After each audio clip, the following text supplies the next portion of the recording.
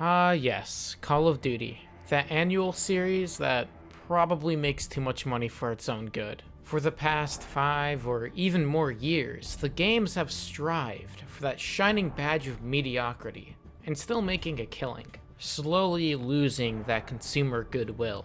But hey, the new one, Modern Warfare, is actually trying to be different. I mean, the game itself is a reimagining of a classic. The game is working off a brand new engine. Crossplay is finally a thing. There's no more season pass, free updates, and the campaign tries to tell a much more darker, more serious narrative. I should probably say though, before continuing, I'm not a Call of Duty fan by any stretch. I have played the games, don't get me wrong, but I was always more of a zombies guy and usually played other FPS games to get that PvP fill. But despite that, the question must be asked. Did the developers at Activision and Sledgehammer succeed at making a good game? Or will this just be another Call of Duty game that will fade out of relevancy after its year's up? Well, let's find out. I'll start this review out with probably my favorite part of the entire game, the campaign. But saying that though, I'll have to put up a warning at this part of the review, because this campaign has some controversial stuff in it that is not necessarily suitable for all audiences. So please, skip to this time in the video if you don't want to see that content, or even if you don't want to be spoiled on specific plot elements. You have been warned. Modern Warfare's campaign is probably one of the more controversial campaigns in recent memory. When you think of mainstream properties like Call of Duty, you usually think, oh, they're gonna play it really safe and very predictable, and they don't have the guts to do anything controversial, or at least anymore. That expectation, though, is flipped on its head when the game's first cutscene is about a group of terrorists about to commit an act of terror, which perfectly sums up Modern Warfare's tone as this game throws you into some very dicey situations. Instead of playing as a normal foot soldier witnessing the events of history around you like in past games, or even going into the future, Modern Warfare instead takes place in the present, with you playing the very dark and gritty underbelly of anti-terror organizations and the morally ambiguous nature of their operations. And even though I do think it can get over the top at times, and there are definitely those Call of Duty action movie type moments where the characters don't look at the explosions, I do think for the most part, the game does do a good job of kind of sticking to the tone of uncertainty throughout the whole campaign. Especially with the first mission where you play in an undercover Spec Ops operation attempting to secure chemical weapons, where you move in after an airstrike and you are forced to watch people die as they burn. But the mission goes wrong, and now those same chemical weapons are now out in the wild. That sets up the plot for the rest of the game. The plot is separated into two parts. One is with freedom fighters, where Alex, a CIA agent, teams up with Farah and Adir to try and curb Russian influence and liberate the fictional place of Urzikstan. While the other plot with Captain Price and Gaz is more about trying to counter Al-Qatala, a terrorist organization, and other threats by any means necessary, with both parts of the story briefly intersecting with each other from time to time, whether it be fighting in the same mission, trying to accomplish the same goals, or even a flashback to years earlier.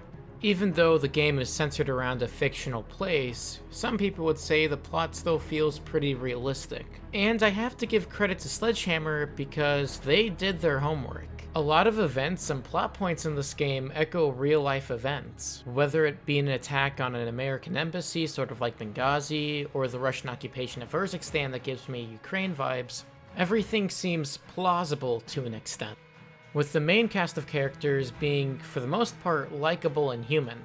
I like that Captain Price is sort of a mentor to Gaz, and Gaz goes from being a sort of very headstrong newbie who wants to take the gloves off against the injustices he sees in the world at the start of the game, and only towards the end of the game he truly understands what taking the gloves off actually means. Alex, the CIA agent, starts to appreciate the freedom fighters he works with, fighting alongside Farah and Adir against the injustices in their country, and instead of going home like he was ordered to, he instead fights and even ends up sacrificing himself for the greater good. Lastly, characters like Farah and Adir grew up in a war-torn country and constantly lived with being tortured for their beliefs. with Farah holding to her belief that she and her freedom fighters should fight for freedom in their own country and shouldn't commit global acts of terrorism. With Hadir, however, becoming the exact opposite, becoming more and more radical as time goes on. He eventually aligns himself with Al-Qatala, the enemy, and becoming sort of a misguided villain, revealing that he, in fact, was the one that stole chemical weapons at the beginning of the campaign.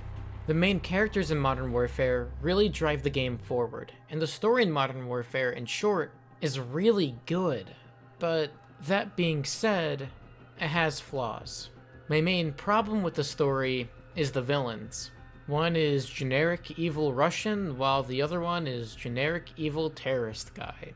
I'll talk about Barkov first, because I have a lot to say about this guy. Barkov is boring. As a Russian, I'm so disappointed by this villain. His whole motivation for committing war crimes, using chemical weapons, and hating Farah and Nadir and Urzikstan is because he hates terrorism. Okay, everyone hates terrorism. In fact, I'm willing to wager that most people in the world do indeed hate terrorism. But why do you hate terrorism so much that you would commit war crimes over and subject an entire ethnic group to endless amounts of struggle? Did your family die tragically in an attack? Were you personally hurt by Al-Qatala? No? We don't know? What about Wolf? He kinda seems menacing. Oh, his motivation is just to kick foreign powers out of the country? I mean, he kind of has a point. Russia is kind of making a mess of things around here, but is that it? There was some dialogue that implied that you and Farah worked together once. Do you want to go into that a little bit? No? He just gets shot and dies in a completely preventable death?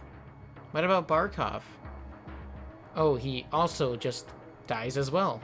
Now, of course, I understand that not every villain needs to be grand and complicated. Sometimes the player just needs to shoot at something or have someone intimidating to hate. But I feel like this is a weakness because I see Modern Warfare trying to have more of a complicated and morally ambiguous story.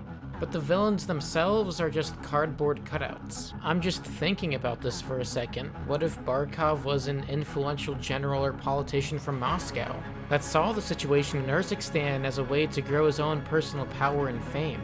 Using terrorism in the area as nothing more than an excuse to own and control more and more, building up a cult of personality. You start noticing these Russian soldiers under his command being more loyal to him, even more than Russia. Even being fanatical enough to commit war crimes like the ones that we see in the game. Perhaps even before you kill him, you can spot him planning a possible coup d'etat, echoing how real dictatorships start in real life. I'm just thinking they could have done more. The gameplay in Modern Warfare's campaign is superb to say the least.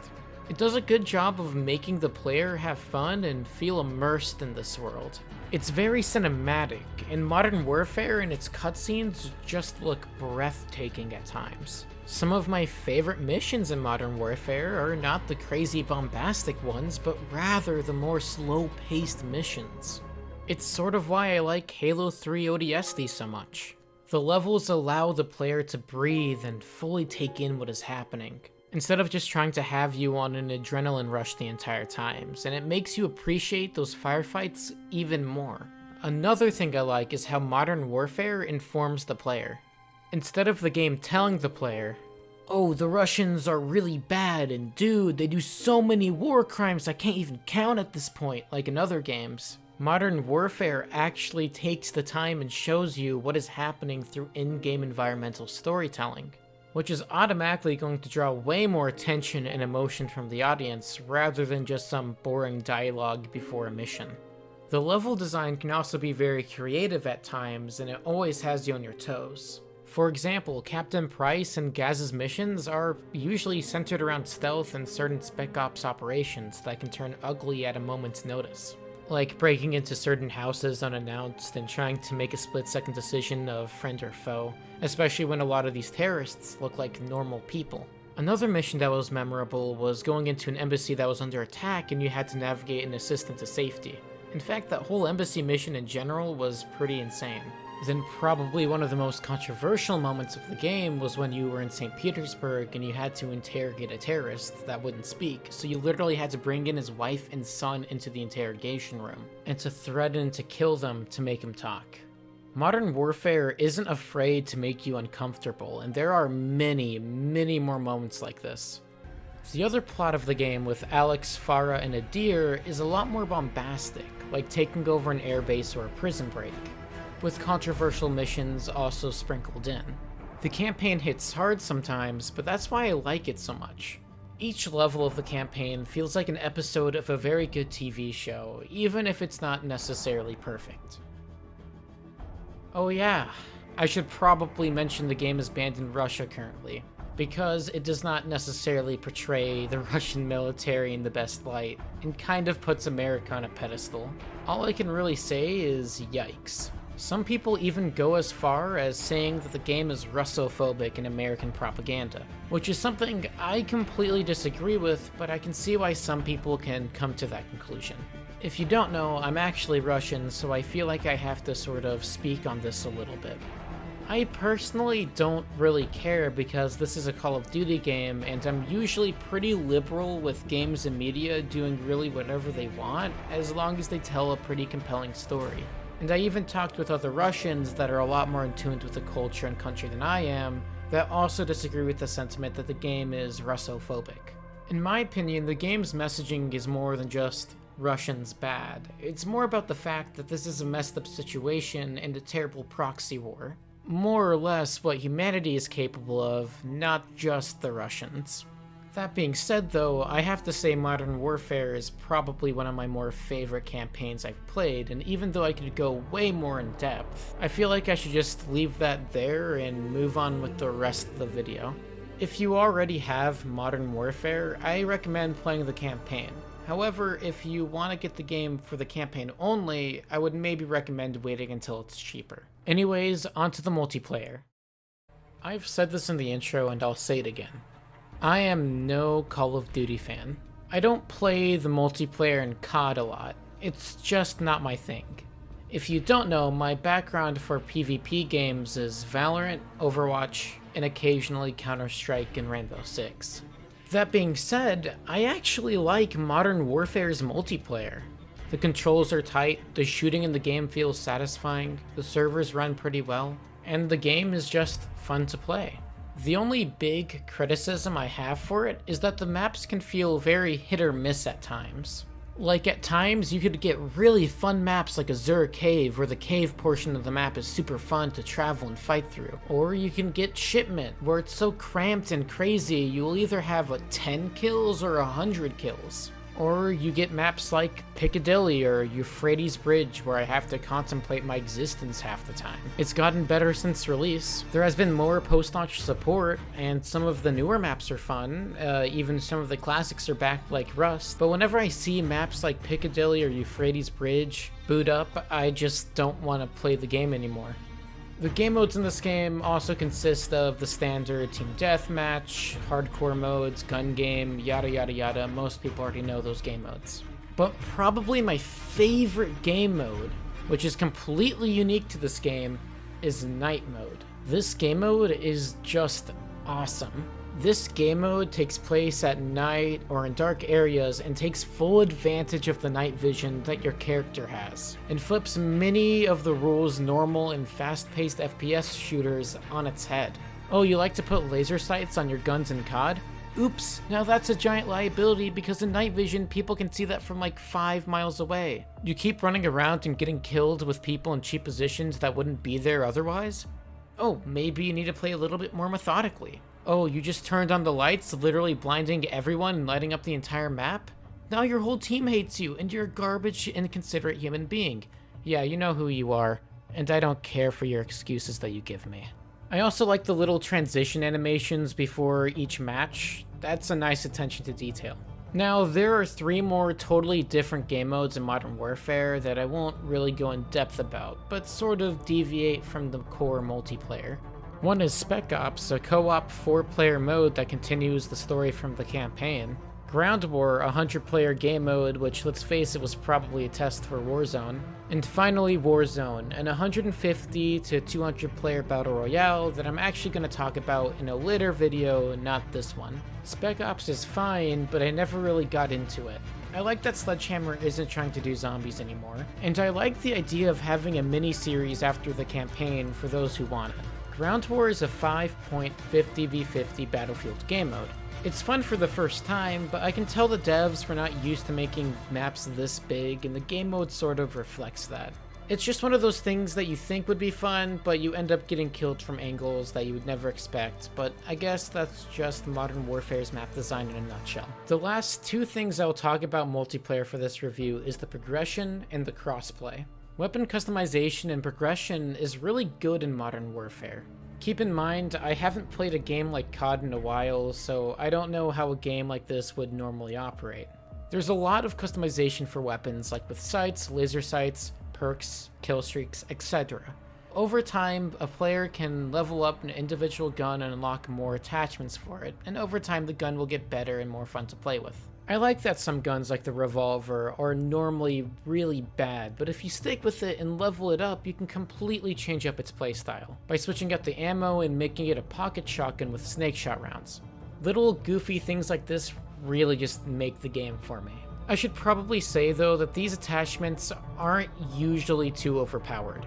If you are a new player, it does not take too much time to level up guns of your own, so it does not feel like too much of a crushing disadvantage at the start. There are also contracts that give you presets for specific guns that you can unlock as well, which is pretty awesome. Some people might want to know this, but a lot of weapon skins for the most part are only obtainable through gameplay, like grinding specific challenges and so on. A lot of my friends who play the game a lot though do tell me that the grind does get excessive, especially trying to get Damascus and various gold camos, and that the battle pass especially can get extremely grindy. Overall, the customization in this game is good. What is that? Oh yeah, unsurprisingly, monetization is in this game. It's fine, it's debatably overpriced, but hey, at least it's not loot boxes this time! I feel like a company like Riot with Valorant, they might at least listen to my opinions on monetization, even if they might not do anything about it. But with Activision, I feel like I'm talking to a brick wall. Nothing I will say will get through to them. They will beat that dead horse long after they stop making money. In fact, I'm willing to wager the main reason why they probably stopped putting in loot boxes is that countries are now just starting to ban them. God, that left a bad taste in my mouth. But you know what doesn't leave a bad taste in my mouth? Crossplay. Crossplay is pretty awesome, and hopefully I don't need to explain why. It's a magical thing that I can play with my friends from PlayStation to Xbox on my PC at the same time. And because of that, the game's player base will survive for a long time. Kudos to you, Activision, you did something right. Modern Warfare is a great game in my opinion. It has great gameplay, it looks phenomenal, and has a good story, even if the villains leave more to be desired. It's a good start, and I want to see more from this universe in the future. In a lot of ways, the multiplayer also reflects that. Great, but not amazing.